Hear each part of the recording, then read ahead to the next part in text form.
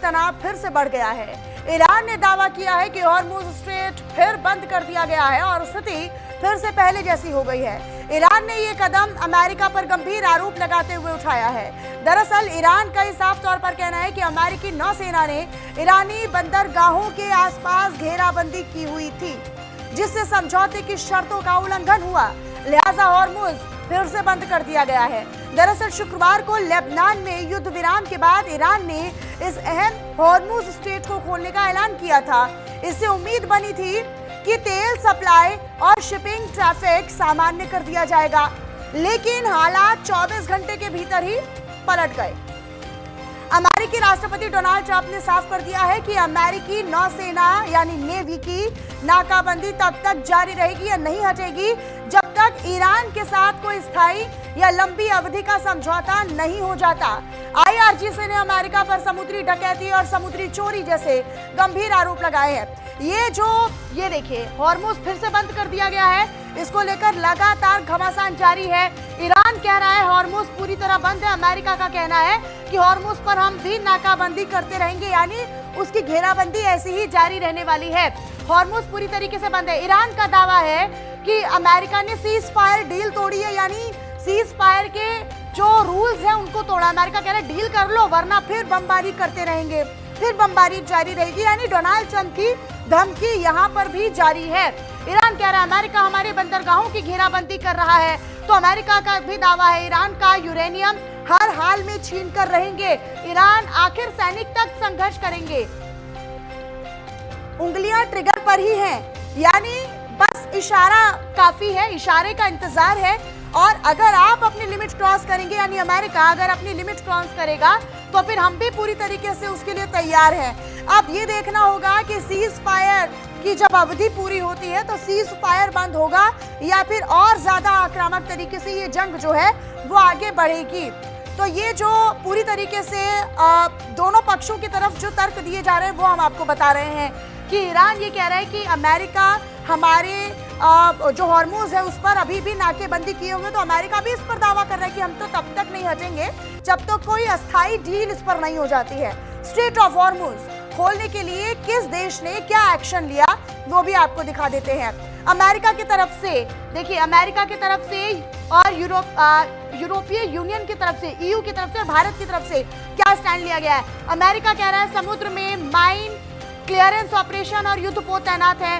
EU की तरफ से सीधे युद्ध में शामिल होने से बचे, ये सलाह दी जा रही है। भारत कह रहा है यूएन में सुरक्षित समुद्री आवाजाही की मांग भारत की ओर से की जा रही है। दूसरा तर्क, अमेरिका ईरान से जुड़े टैंकरों पर नाकेबंदी। ईयू 40 देशों के साथ मिलकर फ्रीडम ऑफ नेविगेशन प्लान तैयार करें। भारत का पक्ष है कि सभी पक्षों से तनाव कम करने की अपील भारत की ओर से की जा रही है। बाकायदा पीएम अपने स्तर पर या विदेश मंत्रालय अपने स्तर पर इस पर कोशिशें भी कर रहा है। नेटो से नेवल फोर्स भेजने की अपील अमेरिका की ओर से की जा रही है। EU Paris international summit Hormuz को दोबारा की मांग, और भारत की तरफ से कहा जा रहा है कि व्यापारिक जहाजों को निशाना बनाने पर कड़ा विरोध भारत की ओर से दर्ज किया जा रहा है। तो यहाँ पर किस देश का क्या स्टैंड है वो हम आपको बता रहे हैं। अमेरिका कह रहा है, अमेरिका स्टैंड ले रहा है कि पाकिस्तान को आगे आकर शांति वार्ता की कोशिश करनी होगी।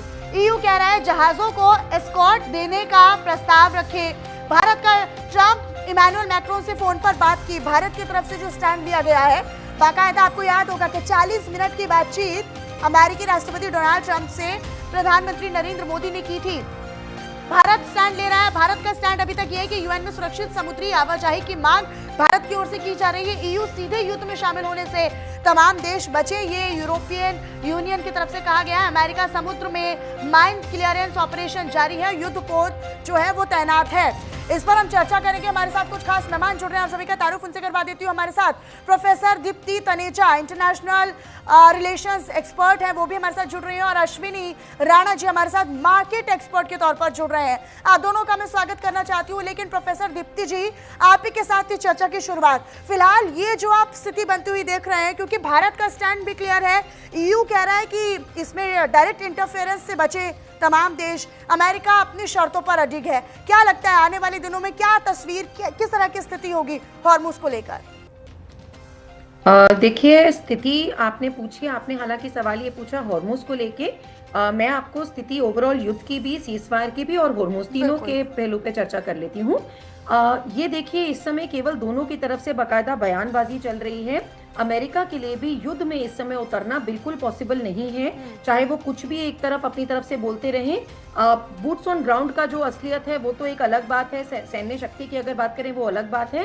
उसके अलावा अगर हम कॉस्ट की बात करें तो 40 दिनों के युद्ध में ऑलरेडी $3 बिलियन के असेट्स, जो वॉरशिप असेट्स वगैरह हैं, वो अमेरिका लूज कर चुका है। ट्रंप की पॉपुलैरिटी दिन पर दिन गिरती जा रही है। बाकी जो उनके वहां के नागरिक हैं वो भी कहते हैं कि हम इस युद्ध में नहीं चाहते हैं कि अमेरिका पड़ा रहे। तो ये सब जो स्थिति बन के आ रही है, चाहे वो पॉलिटिकल कह लीजिए, इकोनॉमिक कह लीजिए या वहां की सोशोलॉजिकल कह लीजिए, उसके चलते ट्रंप तो अभी युद्ध में दोबारा नहीं उतर सकते। सेम वे ईरान भी, जज्बा उनका बहुत स्ट्रांग है, लेकिन वो भी जानते हैं कि युद्ध जितना और लंबा खिंचेगा स्थिति उनके लिए भी और ज्यादा बिगड़ती जाएगी। तो ये सीज फायर एक्सटेंड होगी डेफिनेटली, उसके चलते बयानबाजी चल रही है। बात जो आपने सीधी सटीक पूछी होर्मुज को लेके, दिक्कत वही है। देखिए, जिम्बाब्वे के जो ईरान की एम्बेसी है उससे कल एक ट्वीट आता है कि मजाक उड़ाते हुए ट्रंप का कि आप हल्का मील लीजिए, आराम से सो जाइए और ये होर्मुज को छोड़ दीजिए, हमारी प्रॉब्लम है, वी विल फिक्स इट। सीधा सीधा यही है कि भैया हमने तो खोल दिया बगैर कोई फीस लगाए, तुम अभी ब्लॉकेड करके बैठे हुए हो, तुम्हारा कहना कहना, मेरा कहना कोई कहना नहीं। तो ये जो है, ये सारा जो पाकिस्तान मध्यस्थता से ज्यादा मैसेंजर की तरह काम कर रहा है, ये सब रायता उसकी वजह से फैला हुआ है। वेरिन दोनों को अभी टेबल पे आना होगा। यूरेनियम को लेके, होर्मुज को लेके बहुत सारी बातें हैं जो करनी होंगी। या तो होर्मुज, जितना मैं समझ पा रही हूँ, या तो खुलेगा तो सब तरीके से खुलेगा, नहीं खुलेगा तो शायद दोनों अपना अपना इसमें मानवाली करेंगे। अमेरिका भी एक तरफ से अपनी गुंडागर्दी पे उतरा हुआ है, ईरान को भी इस समय एज अ वेपन उसको यूज कर रहा है। तो दोनों कहेंगे भैया चलिए हम फीस लेते हैं, आधा तू ले मैं लेता हूँ। उस तरीके की कुछ बातें नहीं चलती। पाकिस्तान की मध्यस्थता की भूमिका जो हम देख रहे थे, हालांकि इस्लामाबाद में जो बातचीत की कोशिश की गई वो फेल हो गई। अब फिलहाल क्या नजर आता है, कहीं से कोई मध्यस्थता की कोई गुंजाइश है क्या? हालांकि तुर्की और फ्रांस ने भी इसको लेकर अपनी पहल जारी की थी, इमैनुअल मैक्रोन भी लगातार इस पर कोशिश कर रहे हैं। क्या लगता है, क्या स्टैंड हो सकता है बाकी देशों का, या दोबारा दुनिया को सोचना चाहिए कि हाँ, हॉर्मुज को लेकर ईरान और अमेरिका में कोई बातचीत की संभावना बन सकती है? देखिए मनीषा जी, जैसे पहले भी हुआ था कि लास्ट मिनट में सरप्राइज स्प्रिंग हुआ था, 6 घंटे पहले चाइना का रोल सामने आया था। तो चाइना और रशिया दोनों इसमें टैसिट प्लेयर्स हैं, दोनों की वजह से ही भी ये युद्ध, दोनों का सपोर्ट चल रहा है ईरान को बहुत ज्यादा। तो किसी ना किसी स्ट्रॉन्ग प्लेयर को बीच में आना होगा, तभी मध्यस्थता सक्सेसफुल होगी। ये जो आसिम मुनीर कर रहे हैं, यहाँ से वहां फुदक रहे हैं, कभी उसका बयान उसको दे रहे हैं, उसका मैसेज उसको दे रहे हैं, उसमें भी पता नहीं क्या खिचड़ी पका रहे हैं। जैसे पहले लेबनान के केस में वो ऑलरेडी कर चुके हैं, ड्राफ्ट वाला वो प्रॉब्लम अपना क्रिएट कर चुके हैं। तो ऐसे तो मध्यस्थता नहीं होगी, ऐसे केवल बयानबाजी चलती रहेगी, बात खिंचती जाएगी। किसी एक सक्सेसफुल कंट्री, एक स्ट्रॉन्ग कंट्री, एक सीरियस कंट्री को जो पिट्ठू की तरह काम ना करे, बीच में आना होगा मनीषा, तभी ये चलेगा। नहीं तो जैसे आप कह रहे थे कि मैक्रोन की तरफ से भी, इवन मेलोनी की तरफ से भी, वो जो आपत्तिजनक ट्रंप ने अपने आप को जीसस की तरह कर लिया था, फिर ट्वीट उनको डिलीट करनी पड़ी। तो उनकी हरकतें ऐसी हैं कि वो सभी देशों को मजबूर कर रहे हैं कोई ना कोई स्टैंड लेने के लिए। ठीक है, अश्विनी राणा जी का रुख कर लेती हूँ। अश्विनी राणा जी, फिलहाल मार्केट पर्सपेक्टिव से देखा जाए तो क्या लगता है, क्योंकि कच्चे तेल के दाम अब गिर रहे हैं, हॉर्मुज को ईरान ने कल तक खोल दिया था, फिर आज बंद कर दिया है, तो फिर वैसी स्थिति हो गई है, अब तो किसी भी जहाज को जाने नहीं दिया जा रहा है। भारत के झंडे लगे हुए जो जहाज है उनको भी रोका जा रहा है, उस पर भी हमले किए जा रहे हैं। फिलहाल क्या स्थिति आपको लगती है मार्केट पर्सपेक्टिव से अगर बात की जाए तो? देखिए, मार्केट जो एक्चुअली क्या है कि मार्केट को जो ऑपरेट कर रहे हैं ना, वो ट्रम्प कर रहे हैं। ये ट्रम्प के जो ट्वीट हैं और जो वो सुबह और शाम जो अलग अलग स्टेटमेंट देते हैं, जब तक ईरान और अमेरिका के अंदर कोई लिखित समझौता नहीं हो जाता, तब तक ये खेल चलता रहेगा। और ट्रम्प वैसे ही चाहते हैं। ट्रम्प क्या है कि पूरे विश्व की जो मार्केट्स हैं, चाहे शेयर मार्केट है हो या बाकी जो भी मार्केट है, उसको वो ऑपरेट करना चाहते हैं अपने ट्वीट से, और उसका फायदा अल्टीमेटली वो उठाना चाहते हैं। आप ये देखिए कि पूरा विश्व जो है इस समय ग्लोबल जो है पूरा उसकी हालत क्या है। वहीं अगर आप ये देखेंगे चाइना की जीडीपी बढ़ रही है, मतलब वो पहले से ज्यादा हो गई है। रशिया अपना जो है वो तेल बेचकर और बाकी सारी चीजें वो भी कमाई कर रहा है, लेकिन बाकी देश जो है वो प्रभावित हैं पूरे विश्व के। अमेरिका तो अपने ट्रम्प जो है चले जाएंगे अमेरिका को बर्बाद करके, लेकिन वो इस जो अपने खेल के अंदर अपनी जो ट्वीट्स हैं, जो अपनी स्टेटमेंट्स हैं, उनसे मार्केट को प्रभावित कर रहे हैं। वो सिस्टेमेटिकली कर रहे हैं, ये नहीं कि वो कुछ भी बयान दे देते हैं। उनका हर बयान जो आता है, कुछ भी आता है, तो वो एक सिस्टम से आता है। जब ये सीज फायर हुआ तो आप देखिए मार्केट किस प्रकार से बूम बूम करने लगी। हाँ, रेट जो है क्रूड के कम होने लगे, लेकिन जैसे ही ठीक होने लगता है वो कोई ऐसा स्टेटमेंट दे देते हैं जिससे कि फिर से वो क्रैश होने की तो एक पॉलिटिकल लीडर तो वो है ही, और साथ ही साथ बिजनेसमैन भी है, तो वो बिजनेसमैन की तरह भी सोचते हैं। अच्छा, क्योंकि हमने देखा है कि अमूमन जब वॉर चलते हैं या युद्ध चलते हैं तो सोने चांदी के दाम भी बढ़ जाते हैं। इस युद्ध में उल्टा हो रहा है, सोना चांदी के दाम कम हो गए हैं। बाकी मार्केट शेयर्स की बात करते हैं तो वो भी बहुत ज़्यादा अच्छा परफॉर्म करते हुए नज़र नहीं आ रहे हैं। इसकी क्या वजह है? ये सोने चांदी का ज़रा व्यू समझाइएगा। देखिए, सोना और चांदी जो है पर्टिकुलर जो ये मेटल्स हैं, हाँ। ये अनस्टेबल हैं इस समय। इसके कारण क्या है कि स्टेबिलिटी नहीं है। हाँ। अगर वॉर हो और कुछ वॉर एक तरफ से जाती हुई दिखे तो लोगों को लगता है कि भाई सिक्योरिटी के लिए एक हमारी अच्छी इन्वेस्टमेंट है। हालांकि सभी जो सेंट्रल बैंक है वो खरीदारी कर रहे हैं। अभी रिजर्व बैंक ने भी देश के 15 बैंकों को जो है परमिशन दी है कि वो गोल्ड इंपोर्ट कर सकते हैं, क्योंकि गोल्ड की सप्लाई इस समय जो है वो कम हो गई है कि इंपोर्ट हो नहीं रहा था। जो आया भी हुआ था वो कस्टम क्लियरेंस के लिए पड़ा हुआ था। तो ये सप्लाई और डिमांड का खेल होता है। तो उसके कारण से जो मार्केट में गोल्ड की और इसकी प्राइसेस, मतलब मार्केट का जो युद्ध की स्थिति है वो तो उसको इफेक्ट करती है, लेकिन सप्लाई और डिमांड भी जो है वो भी इफेक्ट करती है। तो उसके कारण से ये सारा खेल हो रहा है। लेकिन अल्टीमेटली अगर आप देखेंगे, आप हर देखेंगे कि जो ट्रम्प का ट्वीट होता है उससे मार्केट या तो क्रैश होती है या उठती है। तो वो एक स्ट्रेटेजिकली मूवमेंट करके वो उसके अंदर उनकी जो कंपनीज है, एफआईज है जो है, और पूरे विश्व में अपना ऑपरेट करती हैं। अच्छा प्रोफेसर दीप्ति जी, अभी तक हमें लग रहा था कि चलिए सीज फायर हो गया है, लेकिन उसके बावजूद भी लेबनान को सीज फायर से अलग कर दिया गया, तो लग रहा था कि चलिए लेबनान तक वो सीज फायर सीमित नहीं है। लेकिन फिर हम हॉर्मूज पर देखते हैं कि अमेरिका अपनी नाकाबंदी कर देता है, अपने सैनिक भेज देता है, अपने युद्ध पोत वहाँ पर भेज देता है, और अभी फिर वो जिद पर अड़ गया है। ट्रंप अपने जिद पर है कि हम वो नाकाबंदी और घेराबंदी तो हटाने नहीं वाले हैं। तो ईरान भी उसको लेकर पूरी तरीके से अपना स्टैंड क्लियर कर चुका है कि आप चाहे कितनी घेराबंदी कर लीजिए, हम यहाँ से फिर बाकी के देशों के जहाज़ों पर भी अटैक करेंगे और उनको भी नहीं जाने देंगे। इस चीज़ को आप कैसे समझाएंगी? अब फिलहाल क्योंकि असमंजस की स्थिति बन गई है, हॉर्मूज ही अब सब कुछ है, हॉर्मूज ही अब कुछ नहीं है, तो मतलब हॉर्मूज को लेकर ही अब लड़ाई जो है वो इर्द गिर्द घूमनी शुरू हो चुकी है। हाँ बिल्कुल मनीषा जी, बहुत खूबसूरत क्वेश्चन है। मैं कहूँगी आपने अपने दर्शकों को बड़ी बखूबी समझाने की कोशिश की है। मैं इस पे टिप्पणी देती हूँ। देखिए प्रॉब्लम यही है कि दो जब स्ट्रॉन्ग नेता आपस में मिलते हैं, एक तरफ है गालिबफ जो डील कर रहे हैं, जो हेड होते हैं ईरान की तरफ से, तो गालिबफ वो हैं जो एक अपने आप में बड़े हार्ड नेगोशिएटर भी माने जाते हैं, और जो अली लारीजानी के अलावा जो आयतुल्लाह अली खमीनी जो थी, मुज्तबा तो चलिए अभी बीमार हैं या नहीं ठीक है, तो अली खमीनी के भी वो बहुत नज़दीकी माने जाते थे। तो वो वही स्टैंड लेंगे और शायद दुगने तरीके से लेंगे जो आयतुल्लाह अली खमीनी का था। तो उनकी तरफ से बिल्कुल युद्ध खत्म करने का जज्बा, हम कहें कि ग्राउंड रियलिटी वो भी जानते हैं, लेकिन वो झुक के युद्ध नहीं खत्म करेंगे। सेम अमेरिका का है। अमेरिका को अपने वर्चस्व का था, उन्होंने वेनेजुएला जैसी एक हालत समझ ली थी कि वेनेजुएला में गए, मुडारो उठाया, काम खत्म हुआ। वो 40 दिन तक उनको समझ में आ गया कि वो नहीं होने वाला। तो ये दोनों के बीच में बयानबाजी और दोनों के बीच में अपनी वन अपमैनशिप दिखाने का, ताकि हम सीज फायर को और अल्टीमेटली अगर हम युद्ध विराम फाइनली करवाते हैं तो उसका अपने फेवर में जितना मोड़ सकते हैं मनीषा जी, इसलिए वो मोड़े।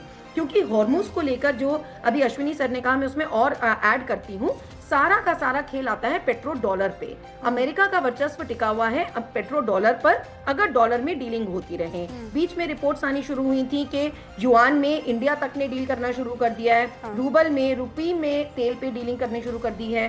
तो अगर ये सब तेल की डीलिंग्स डॉलर का वर्चस्व खत्म करती हैं, पेट्रोल अगर डॉलर से हटना शुरू हो जाता है, तो ये अमेरिका के लिए, ट्रंप के लिए बहुत बड़ी एक प्रॉब्लम वाली स्थिति आती है, जिसके चलते ये सारा होर्मुज पे कब्जा है कि होर्मुज खुले तो अपनी शर्तों पे खुले, नहीं तो तेल अमेरिका से लो। सर ने बोला था कि बिजनेसमैन की तरह, वो बिल्कुल एक बिजनेसमैन की तरह बिहेव करता है कि वेनेजुएला से आप तेल लो, चाहे लॉजिस्टिक्स कंट्रीज की, सब कंट्रीज की कितनी बढ़ जाए। इसीलिए सारा मामला आके होर्मुज पे टिकता है कि कौन कितना अपना इस पे कब्जा कर सकता है, कौन ठीक है अपना इस पे मैम, कितना। आप दोनों मेहमान हमारे साथ बने रहिएगा। इसी बीच एक अपडेट मिल रहा है, वो ये कि हॉर्मुज में भारतीय जहाज पर ईरान ने हमला कर दिया है। जहाज पर भारत का झंडा लगा था, लेकिन फिर भी ईरान ने हमला कर दिया। भारतीय टैंकर से आवाज आई है, आपने ही रास्ता दिया था। तो ये देखिए, ये बड़ी जानकारी, और एक डिप्लोमेटिक तरीके से जो भारत आगे बढ़ने की कोशिश कर रहा था, लेकिन कितना सफल हो पा रहा है भारत, उस पर भी अब सवाल खड़े हो गए। हॉर्मुज में टैंकर पर फायरिंग हुई है, गन बोट्स पर गंभीर आरोप है। IRGC ने जिन 2 जहाजों पर हमला किया वो भारतीय बताए गए हैं। जहाज पर भारत का झंडा 20 लाख बैरल इराकी तेल ला रहा था। ये जहाज, हालांकि जहाज और क्रू पूरी तरीके से सेफ है, सिक्योर है, सुरक्षित है। हमले के बाद भारत ने ईरानी राजदूत को तलब कर लिया है। हमले की हॉर्मुज में तैनात US नेवी को भनक तक नहीं लगी। ट्रंप लगातार कह रहे हैं कि स्ट्रेट ऑफ हॉर्मुज में जो अमेरिकी सैनिक हैं उन्होंने नाकाबंदी की हुई है, लेकिन US नेवी को तो कानो कान खबर नहीं लगती है। अश्विनी जी। नहीं, बिल्कुल। देखिए, ये जो हुआ है अभी, ये मुझे लगता है ईरान ने अपना जो दबदबा है वो जो दिखाना चाहता है। अब इस समय हो सकता है कि भारत के ही जो जहाज है, शिप है, वो निकल रहे हो, तो उन्होंने उसके ऊपर फायरिंग की है। हालांकि आप कह रहे हैं कि नुकसान नहीं हुआ है, और सरकार भी प्रोएक्टिव हो गई है कि वो भी डिप्लोमेटिकली बात कर रही है। हाँ। लेकिन ईरान भी ये दिखाना चाहता होगा कि भाई हम ये जो है ये हॉर्मुज को छोड़ने वाले नहीं है।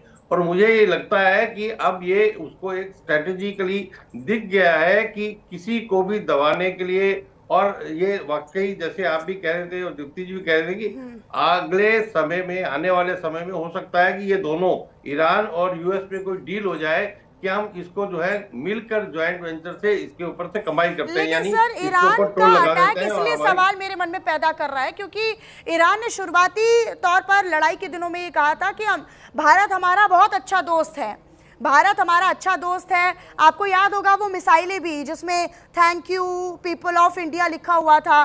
तो और अब जब पता है कि भारत के जहाज भारत के झंडे उस जहाज पर लगे हुए हैं, और आपने खुद ने तो रास्ता दिया ना भारत को, भारत के साथ आपके डिप्लोमेटिक रिलेशनशिप्स अच्छे रहें, इसका तो आपने भी कोशिश की, उसके बाद आप अटैक कर रहे हैं। तो ये डिप्लोमेटिक रिलेशनशिप्स अब कहाँ जाएंगे? मैं इसको अच्छी तरीके से समझना चाहती हूँ। प्रोफेसर दीप्ति। मनीषा जी, देखिए, इसके 2 कारण मुझे समझ में आ रहे हैं। पहला कारण तो एक ये हो सकता है, मैं इसमें कोई फाउल प्ले भी अगर एक्सपेक्ट करूँ, चलिए मैं पहला कारण ये बोल देती हूँ, इसको दूसरे पे लूंगी। पहला कारण ये कि जो तेल था उसमें वो इराकी तेल था, और जो इराक है वो, इराक का तेल जो है वो अमेरिका के उसमें है। तो जैसे सर भी कह रहे थे, तो अपना दबदबा दिखाने के लिए ईरान की तरफ से ये हुआ हो सकता है। लेकिन दूसरी जो एक शायद एक आपको विस्फोटक सी लगे, लेकिन मेरी थ्योरी ये भी कह रही है, क्योंकि सऊदी का अगर हम एग्जाम्पल देखें, जो अरामको फैक्ट्री थी उसमें तक ये बात आई थी कि वहां पे हमले तो खुद इजराइल और अमेरिका की तरफ से हुए हैं। एक ईरान को कल्प्रिट दिखाने के लिए, ईरान के रिश्ते अच्छे ना होने के लिए उन्होंने कहा कि ये अरामको फैक्ट्री पे, और जिसको ईरान भी डिनाई करता रहा कि मैंने अरामको फैक्ट्री को नहीं हर्ट किया है। तो ऐसे में अगर ये देखिए, भारत एक उभरता देश है, भारत एक ऐसा देश है जो किसी के पिट्ठूगिरी के हिसाब से नहीं चलता है, पाकिस्तान की तरह नहीं करता है कि आज किसी ने कुछ कहा तो मैंने वो करा। तो अपना और अमेरिका, कल जो 16 अप्रैल को, सॉरी कल तो नहीं, अब आज 18 है, 16 अप्रैल को जो यूनाइटेड नेशन जनरल असेंबली की जो मीटिंग भी हुई है, उसमें भी भारत ने कोई अमेरिका का साथ नहीं दिया है। उसमें भी उन्होंने संप्रभुता की बात की है और ये कहा है कि किसी भी देश को किसी और के देश की संप्रभुता को अटैक करने का कोई भी राइट नहीं बनता है। तो इसके चलते अगर कहीं कोई फाउल प्ले भी हो तो उसमें भी मुझे कोई बहुत हैरानी नहीं होगी, क्योंकि जो 40 दिन का युद्ध है मनीषा, इसने हमें ये तो सिखा दिया है कि आप आंख बंद करके किसी के ऊपर भी विश्वास नहीं कर सकते हो। अपने नरेटिव्स, अपनी बात को चलाने के लिए कहीं कोई कुछ भी करता है। आरामको वाली थ्योरी देखें तो कॉन्स्पिरेसी थ्योरी मेरे दिमाग में एक वो भी, मैं उसको बिल्कुल रूल आउट नहीं कर पा रही हूँ मनीषा जी। लेकिन अश्विनी जी, अब आने वाले दिनों में अगर हम तेल संकट की बात करते हैं या ऊर्जा संकट की बात करते हैं, जो वैश्विक स्तर पर हम देख रहे हैं उसका प्रभाव, अब तो फिर वैसा ही मामला हो जाएगा। भारत की सरकार यहाँ पर कह रही है कि भाई कोई किल्लत नहीं, कोई दिक्कत नहीं है, कोई परेशानी नहीं, हमारे जहाज तो लगातार आ रहे हैं। लेकिन उसके बाद अब अगर हमला करके रोक दिया जाएगा या फिर आक्रामक तरीके से उन जहाज़ों पर अगर पाबंदी लगाई जाएगी, रास्ता रोक दिया जाएगा, तो फिर भारत पर तो इसका बुरा असर पड़ेगा ना। देखिए क्या है कि भारत उस तरीके से डिप्लोमेटिकली बात कर रहा है और आपने ही बताया है कि आज ही उन्होंने राजदूत को तलब कर लिया है। लेकिन मुझे लगता है ये जो घटनाएं है ना, ये कोई लंबी चलने वाली नहीं है। ये एक तरह से अपना प्रभुत्व, अपना प्रभाव दिखाने की कोशिश है कि भाई हम जिंदा हैं, हम मरे नहीं हैं। मतलब ये नहीं है कि हम यहाँ पर अलर्ट नहीं है।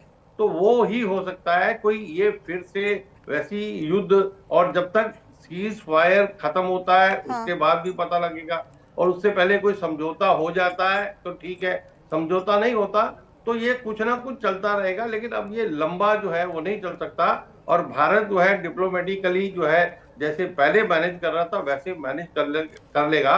लेकिन ग्लोबल एज ए विश्व में इसकी जो चिंता है वो बनी हुई है और बनी रहेगी जब तक कि दोनों देशों में कोई लिखित समझौता नहीं हो जाता। ठीक है प्रोफेसर दीप्ति जी, अभी हम लगातार इस पे अपडेट्स भी अपने दर्शकों को दे रहे हैं और हम सब ये जानते हैं कि अमेरिका ने वहाँ पर अपने सैनिकों के द्वारा उसकी घेराबंदी कर ली है, उस पूरे जलमार्ग की, स्ट्रेट ऑफ हॉर्मुज की। अब ये जब हमला हुआ है, ईरान की ओर से हमला किया गया है भारतीय जहाज़ों पर, इसकी तो यूएस नेवी को कानो कान कोई भनक तक नहीं लगी। तो ये कैसी एक्टिवनेस है, ये कैसा अलर्ट मोड है और ये कैसी नाकाबंदी है? यूएस या तो अमेरिका देश को एक नैरेटिव देना चाहता है कि उसने घेराबंदी की है तो ईरान इस बात को समझ ले कि हम भी पूरी तरीके से उसको कब्जा करने के फिराक में हैं और हम कब्जा कर सकते हैं। लेकिन अगर यूएस नेवी को भनक तक नहीं लग रही है कि भाई ईरान कर क्या रहा है बाकी देशों के जहाज़ों के साथ, तो फिर ये अपने आप में एक बड़ा डाउटफुल सा सवाल खड़ा हो जाता है। बिल्कुल मनीषा जी, इसमें सबसे बड़ा पहलू तो यही है जो अगर हम कह रहे हैं कि अमेरिका की तरफ से बयान आ रहे हैं, मेरी पहली वाली बात पे ही मैं जाऊंगी कि हो सकता है ये बयानबाजी हो, लेकिन दूसरा तर्क ये भी आता है सामने कि जो अमेरिका, जितने भी अभी ये भी बीच में खबर आ गई थी कि जो ईरान में सामान आवाजाही हो रही है वो अमेरिका को पता भी नहीं चल रही है और वो अपना सामान्य तरीके से सामान लेके जा रहे हैं। और एक इसमें बहुत बड़ा पहलू है, चलिए होर्मुज पे तो आपने लगा लिया ब्लॉकेड, एक बहुत बड़ी चीज जो हम सबके नजरअंदाज हो रही है वो है कैस्पियन सी। कैस्पियन सी मनीषा, मैं आपके दर्शकों को बताना चाहूंगी, ईरान के जो ये सी है, ये अनक्लॉज जो United Nation Convention on law of seas है उसके बिल्कुल बाहर है। इसका केवल 5 कंट्रीज पे पूरा कंट्रोल है, जो है अजरबैजान, कजाकिस्तान, तुर्कमेनिस्तान, ईरान और रशिया। और रशिया के साथ बहुत अच्छे संबंध हैं। कजाकिस्तान के साथ तो कहा जाता है कि ईरान और वो दोनों ट्विन सिस्टर्स के जैसे हैं। तो इन सब देशों के साथ ईरान के बहुत अच्छे संबंध है। उधर चाइना कनेक्ट हो जाता है रशिया से, तो वहां से जब सामान आएगा जाएगा, और इतनी ज्यादा जो कहते भी हैं कि वहां पे तो शिप जब आते हैं तो अपना रडार सिस्टम ही ऑफ कर लेते हैं, और सारे वेपन्स का कितने सालों से वहीं से आवाजाही हो रही है चाइना और रशिया के थ्रू ईरान को। तो ये कैसी, मैं कहती हूँ कैसी ये ब्लॉकेड हुई कि आपने एक तरफ से तो बंद कर लिया, मतलब मेरे घर का एक दरवाजा आप बंद करके बैठे हो, मैं दूसरे दरवाजे से, और वो भी उसके साथ खुला रख के चल रही हूँ जिसके साथ मेरे को सारे के सारे मिसाइल्स और वेपन्स और मेरी आर्टिलरी आनी है। तो ये अपने आप में बहुत ही एक विरोधाभास स्थिति है, सिर्फ अपना वर्चस्व दिखाने के लिए अमेरिका की तरफ से ये हो रहा है, जबकि शायद अमेरिका भी जानता है कि ये मैं बहुत ज्यादा यूएस नेवी को कैसे भनक नहीं लगी है, ये कैसे संभव हो सकता है कि वहां पर उनकी नाकाबंदी है, घेराबंदी है, युद्धपोत है, पूरी तरीके से घेरा हुआ है, और वहां पर अब ये जानकारी मिलती है कि उन्हें भनक तक नहीं लग रही है। बिल्कुल, मेरी वही थ्योरी वापस, जो मैं कॉन्स्पिरेसी थ्योरी कह रही थी, मेरी वही थ्योरी वापस अरामको वाली आती है कि कैसे, वैसे तो तुम पूरे वर्ल्ड की सबसे बड़ी, तुम्हारी जो नेवी सील्स बिल्कुल। हैं, तुम्हारा जो मिलिट्री माइट है, वो पूरे वर्ल्ड को तुम दिखाते आए हो, बताते आए हो, तो ये कैसी मिलिट्री माइट है? तो again this takes me back to the conspiracy theory only, कि हो सकता है ये जो हमला है, शायद अमेरिका हमसे उम्मीद कर रहा हो कि हम ईरान का कंडेमनेशन करेंगे यूएनजीए में, जो हमने नहीं किया, क्योंकि भारत एक शांति प्रिय देश है, वो न्यूट्रल देश है, वो कभी किसी एक का साथ नहीं लेता। हमने अमेरिका की संप्रभुता पे, दूसरों की संप्रभुता को अटैक करने पे सवाल उठा दिया। तो इसको चलते कहीं ना कहीं अमेरिका को भी भारत के अस्तित्व से प्रॉब्लम हो सकती है। तो ये बात तो मनीषा मैं आपसे 100% वाकिफ रखती हूँ कि ये एक military might American navy seals को ना पता चले, ये अपने आप में बात बहुत हजम होने वाली नहीं है। ठीक है, बहुत शुक्रिया दीप्ति जी आपका हमारे साथ जुड़ने के लिए। अश्विनी जी हमारे साथ जुड़े, आपका भी बहुत शुक्रिया। आप दोनों का, मेहमानों का बहुत धन्यवाद हमारे साथ जुड़ने के लिए और चर्चा में अपनी अपनी बात रखने के लिए। और फिलहाल इसी के साथ इस बुलेटिन में भी इतना ही। बाकी तमाम खबरों के लिए आप बने रहिएगा न्यूज़ इंडिया के साथ। नमस्कार।